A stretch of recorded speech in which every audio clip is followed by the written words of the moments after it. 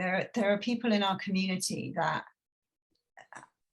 experience what they would describe as serious anxious thinking, chronic and acute anxious thinking all day, every day. And that's their experience of life. Mm-hmm. And every now and again, they might have a moment of peace where they connect. They're looking at a beautiful sunset, or, hugging a small child, or any of those things, or just busy washing the dishes, right?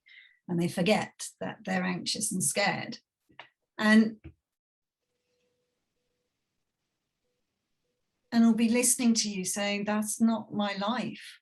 My life is one of just trying to hang on by the fingernails. I'm so scared all the time. Love schmuv, Mavis. Like, how do I get some of that? How do I find that? It sounds lovely. And I know what you're saying is, but you're still made of it, even in that experience, right? Because you can't not be. Well, that's so innocent, though. I what you described is world champ warriors. Yeah. And it's a very popular habit, but it's a habit. But it's very popular. And isn't it, I used to be great at it. I had a mom that was even better at it than I was. So I got a really good coach. And we worried for really good reasons. We worried because we thought it prevented disasters, which it doesn't. But we worried then because we thought it was the same as being responsible. No, that's not true. We thought it was the same as caring. Nope, it's not that either. But we didn't know that. So we worried for perfectly good reasons that we thought were necessary. And that's why we walked around feeling unsafe all the time. The very thing that we were doing to try to prevent disasters was leaving us feeling unsafe all the time. Now that's not fair, that you put so much into trying to prevent horrible things from happening, and it makes you feel unsafe all the time. It's a tad ironic.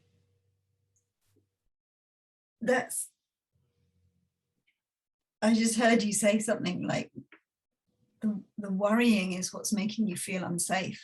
That's right. So you do more of it. Like right now, you and I, since we're alone here, but when people watch this, they could, if they wanted to, take a minute and close their eyes and see if they could get themselves scared. And I bet it would take a split second for all of them. Me too. Yeah, me too. And they would feel it. They would feel it physically. They might feel it in their jaw. They might feel it in the catch in their throat. They might feel a heaviness in their heart or a knot in their stomach. But they would feel it physically. Now, isn't that amazing? That you can't slip a thought by your body. It's going to let you know instantly the quality of the thinking you're doing. Now, that's love. That's universal love. That we are so taken care of that every time we misuse the gift of creating our life, thinking, a feeling tells us so. But it also tells us so when we're calm, when we're in the moment, when we're just alive and aware. It gives us a sensation about that too. That is the most remarkable guidance system. It's unfailing.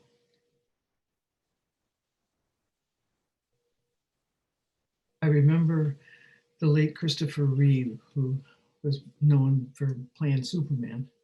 And then he had this terrible accident where he was paralyzed from the neck down. And he wrote a book, he wrote articles in a book, but he talked about how he could still feel physically emotions. Now that's love. That's love. So you want to see that anxiety and worry are just the totally innocent misuse of the gift of creating your own experience through thinking. It's so innocent. But you do want to see that fear is on your side. It's a sensation that lets you know when you're frightening yourself with your own thinking. And it never gives up on you. Isn't that amazing? Your phone and your battery can go dead, your car can go dead, all kinds of, man-made instruments will fail. Not your own divine engineering. Fear is just love in disguise.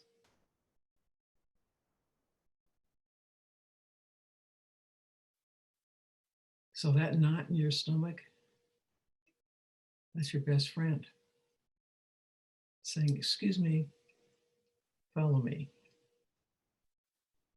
I'll show you the way out of these woods.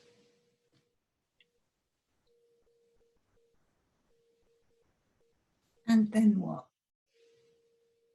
You come home and you realize, oh my God, I'm fine. I just created an imaginary disaster. And then it felt like it was real. I know how to do that. I haven't forgotten. I know how to do that. It's in my How Not to Do Things book in my library. But every once in a while, I'll forget and go, oh my God, what if? Everything starts with what if? What if this happens? What if this? What if I don't do? What if? Yeah. And it's just a totally useless habit. If it worked to keep us safe, it would have worked by now. So I don't know if you have the answer to this, but like with a system that's designed in favor of love, right? Like it's got a bias towards love. Why fear and anxiety? Like, why is that even part of the human experience? Like, why? So you don't know when you forgot what you're for. So why forget though? Like, why couldn't we have an experience? Why aren't humans designed to have an experience without, like, can we not learn something that means that we don't keep doing that to ourselves? Why are we born with the capability to scare ourselves? Well, don't you think free will is a good idea? I do. I think free will is a good idea. Say more about that. That we're free to choose the experience of life.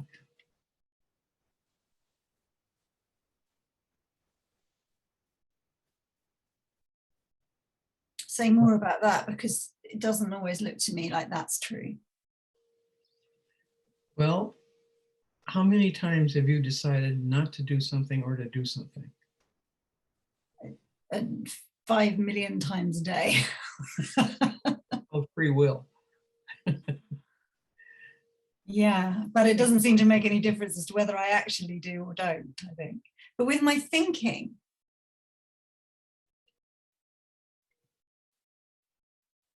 like my mind was churning about, I don't even kind of remember what last night, but in the middle of the night at 3 a.m. And I know it's thought. I know it's not, I'm not going to experience that in the morning. I know that the content of what I'm thinking about is going to look ridiculous in the morning. I know that in the throes of doing it. But all I wanted to do was sleep. And I did not have the choice to put that thought down. That's what it felt like to me. It's like if I had free will, I would just go, hang on a minute, this is a pointless waste of time, and then go back to doing something more productive, like sleeping. I don't have that choice. Yeah, if I did, I would have exercised it at 3 o'clock this morning. That's the way it seems to me when I'm. Yeah. So when you are tired, you tend to have a lot of thoughts about what you can't do, either awake or asleep. I mean, everything seems so hard, if not impossible, when our spirits are low and we're overthinking everything. But you know, there's something else I like to make friends with, is an attitude about myself. An attitude, well, so what? So you're not sleeping tonight. Get up and do something. You can lay here and stew, but you'll eventually get enough sleep. It's not like I speak to myself that way. I just know that. Yeah. So I file it all on the so what file. It's like a woman can't get to sleep. The networks are not going to pick up that story.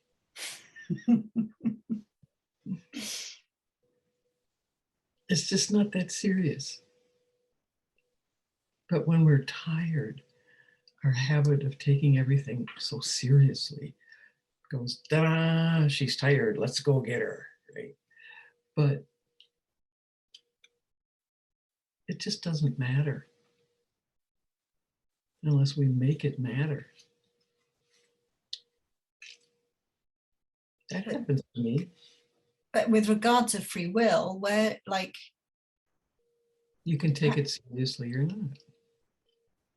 And again, it didn't feel, I mean, I'm playing devil's advocate here, right? But it didn't feel like that at 3 in the morning. It didn't feel like there was any option about it, to take it seriously, to not take it seriously, to put it down, to have it go in a different direction, to like powerless, like an onslaught of thought. Nothing I could do about it. No free will.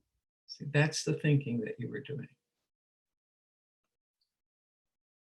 That's not going to feel good. Yeah. And your feelings are letting you know that. You just forgot that. You thought this was an exception.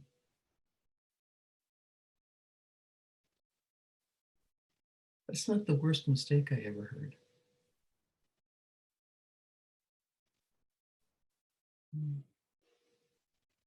It's really common for us to do that. I've had a habit of lots of times when I'm tired at night, I'll have a habit of this little parade of mistakes I've made in my life. Will kind of, they go ta-da, and they start marching through my head. And most of the time I think it's funny. Yeah. But sometimes I take it really seriously. Yeah. And, oh my God, why does anybody listen to me about anything? Because I have just made so many mistakes. Yeah, we have our favorite go-tos, don't we, when we called out. We get that, and we don't always remember it as soon as we'd like to, but we get it. Yeah, I guess, and I know I keep spiraling back round to it, and I don't have the answer for it, but. Well, actually, you do. Well, maybe I do, but like I think when people bump into this conversation, one of the things they really get caught with is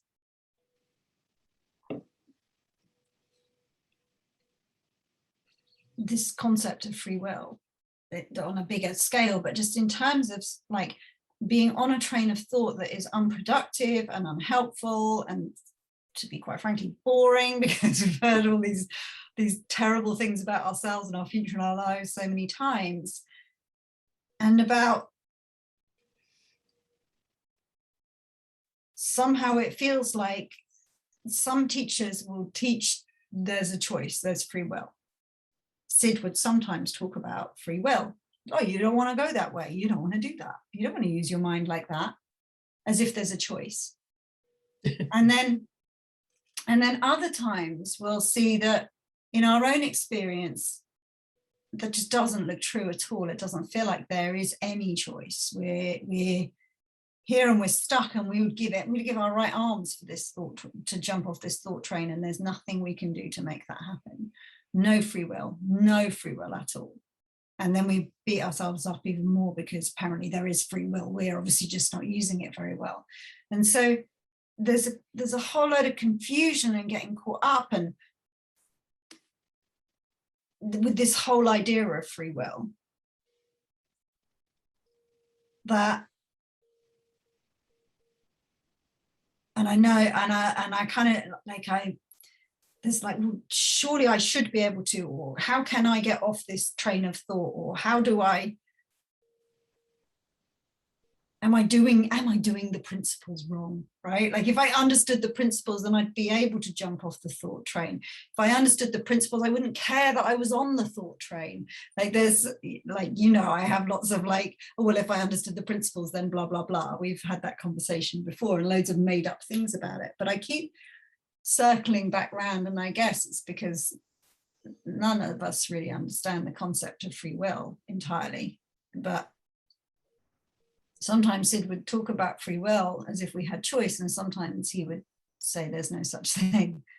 And that contradiction, to my mind, I'm like, I don't know, I have no idea. Sometimes it looks like I can, sometimes it looks like I can't, and that's all I've got.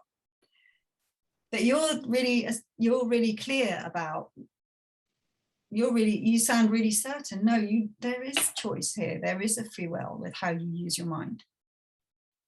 I would make that up. People are making choices all the time. That's what a choice is. You can pick this or this or this or this or this. We're doing it all the time, thousands of times a day. So who am I to say there's no free will? Mm.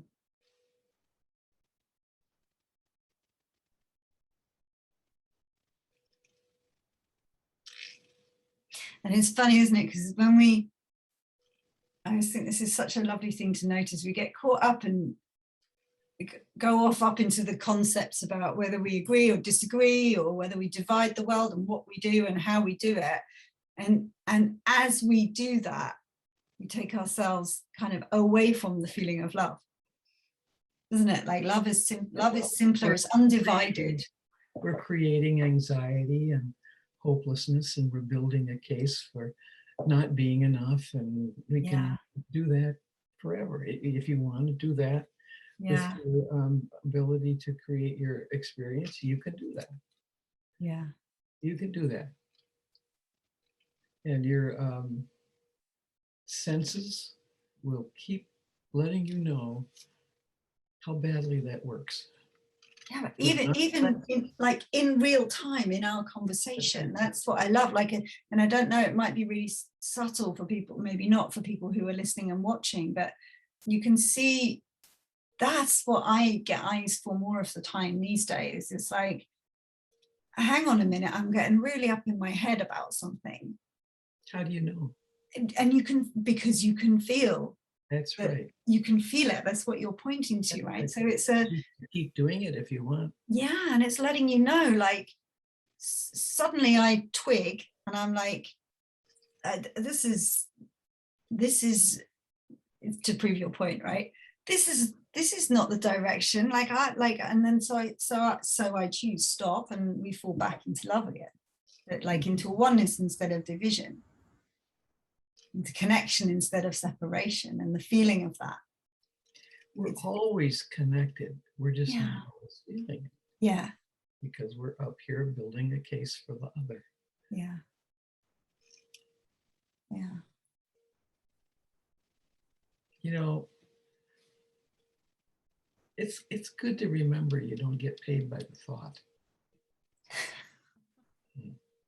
It's really good to remember that. It's not about quantity. It's about quality.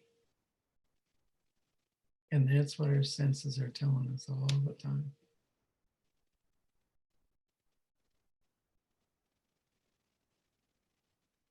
Yeah. There's a feeling that lets us know when we're eating, when we're full. But we can keep eating. There's a feeling that lets us know when we're cold, but we don't have to put a sweater on. There's a feeling that lets us know when there's a rock in our shoe. We can leave it there.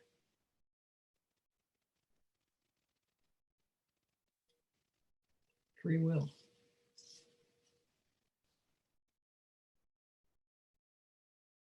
It's not rocket science. It just is. And it's really, really helpful to see what just is. Because you spend a lot of time not worrying.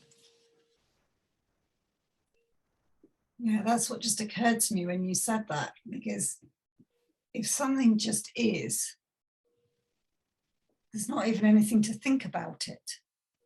It's just like there isn't anything to think about it. And so much of our life, we are thinking about it, about stuff, about our thinking, about our lives, about our kids, about love. Like, how do I get love? How do I make them love me? Will they love me more? Will they love me less? What can I do to create this feeling of love? That's exhausting. Yeah. Yeah. It's exhausting. Just even talking about it is exhausting. Yeah. Because it's all taken care of.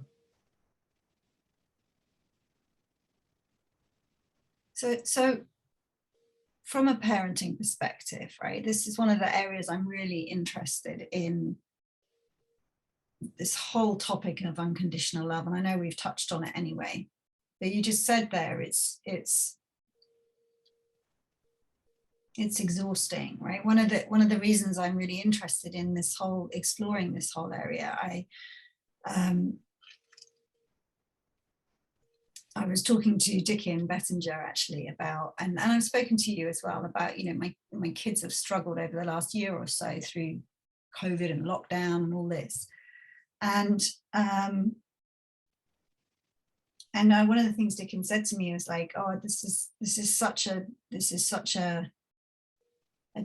is what this is inviting you to take a look at, is really see, like, drop another layer to an even deeper exploration and see what there is to see here about the nature of unconditional love.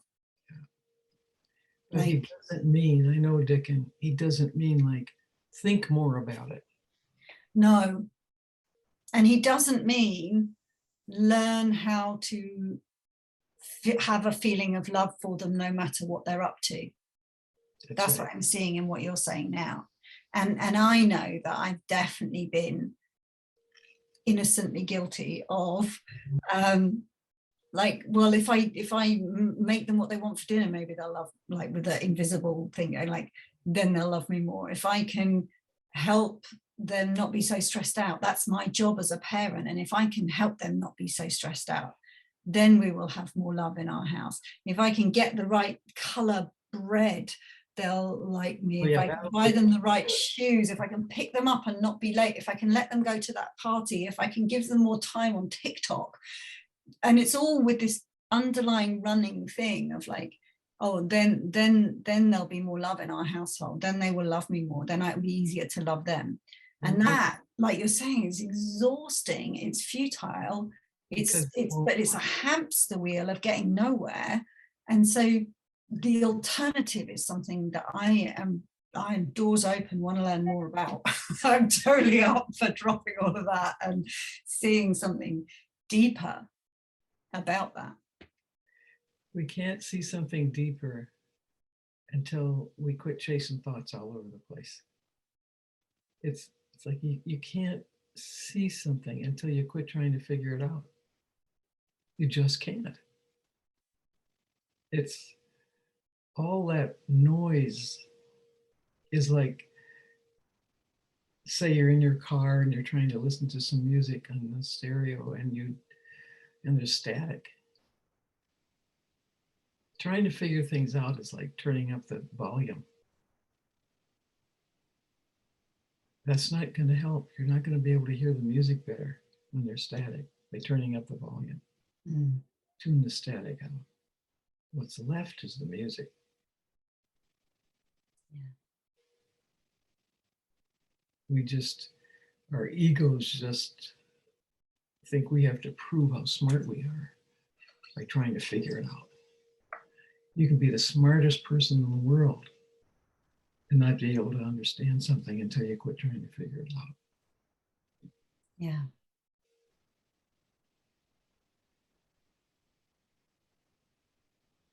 It's funny, isn't it? I think we kind of go from innocently running around, not trying to figure it out because it's unquestioned. Like I'm just running around doing things with this invisible, to me, layer of thought and belief and understanding that that's the way it works, right? That you have to do stuff. And again, the ego is trying to prove itself to find love, and but without any awareness of it. And then you suddenly bump into someone who points in a different direction, and you suddenly see it all and realize the exhausting nature of it. And then you're right. Like for me, it's like that an invisible door has just opened and made itself known to me. And now my mind wants to go and explore what's through the door, which is what you're saying, right? Like you can't figure that out, but you can let yourself fall through the trap door into a deeper understanding, but you can't figure out which corridors to go down to get there. Like that would be crazy. But it's, to me, that conversation with Dickin had opened a trap door I didn't even know was there to something I had never considered, like that I was running around in a world of misunderstanding and I didn't know it. Oh, well, again. There's just one reason for that. You didn't know that you were always feeling your thinking. You didn't know that. You didn't know that your feelings were giving you vital information every moment you're alive on the quality of the experience you're creating. You didn't know that. And that's like trying to put a puzzle together without the main piece. It's not your fault you didn't know it. It's not anybody's fault we didn't know it. But once you know it, all that overthinking gets unbearably loud. Not because you got worse, because you start having some moments of calm. And compared to that, overthinking is like throwing a hand grenade into your living room. It gets intolerably loud. Good news. Good news. Listen to that. It's the universe saying, shh, you'll be smarter again in a minute. So funny though, isn't it? Because you, like I would have said to you, no, but maybe it's, I do know that I'm feeling my thinking. I know that I feel thought. I know that that's the only thing I can feel. I know that. And yet, obviously not. So, but I love that about this conversation, is you think you got it and then quite obviously not. But I know, I do know. There's more to see. Always. Yeah. You're seeing the same thing, just deeper. Because it's so profound. Because it's so profound. Like we think it's so, oh yeah, okay, I feel my thinking. Right, I get that. Tick. It's like, no, that's Right. That's a big deal. It's so profound, and we'll never truly understand that. So we get to, like you say, see it more and more deeply. And I know what you mean about the noise and the quiet, because in my work, I definitely have experienced that, from going from a million miles an hour all the time to having much more of an experience of calm, so that ramped up thinking experience is really like you say, it's like night and day. It's, I don't like that anymore. It's really obvious. And then in other areas of my life, like parenting, completely invisible. And even now, as you're saying it, I see that I did not see that the feeling of slight neediness, of slight, like me, please like me. If I do this, will you like me? That feeling, is the quality of that feeling shows me how I'm using my thinking. It's Well, I thought I was walking around in a feeling of love for my kids, but actually that feeling of sort of slight fear that they might go off on one, the worry of rejection, the slight neediness of the like me please, like all of the quality of that feeling shows you that you're misusing thought in that moment. And do like a lot of it, like the overthinking part of it as well. How cool is that? That's really cool. Because you don't have to keep doing it. That's what's really cool about it. Like all of those awful, hard work, totally futile behaviors, they were never helpful anyway. right. And yet you feel compelled to keep doing them when you think there's no other option. But when you start to see, oh, I've been walking around with a rock in my shoe, that's why I've been limping, and it's been really hard work to get around.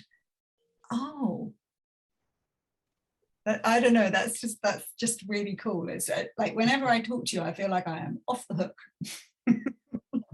and a huge sense of relief. Gets more and more, for me, I don't know about anybody else, it gets more and more uninteresting to talk about what I'm thinking about, why I'm thinking about it, how long have I been thinking about it. I don't care. It's not interesting to me. I just want to know, okay, how do I want to feel? What would I rather think about than be present and letting whatever I need come to me? Yeah. I'm not really interested in anything except that. Because when I get out of my head and make room for new thought, that's the good stuff. And it's always just there waiting until we shut up long enough to let it in.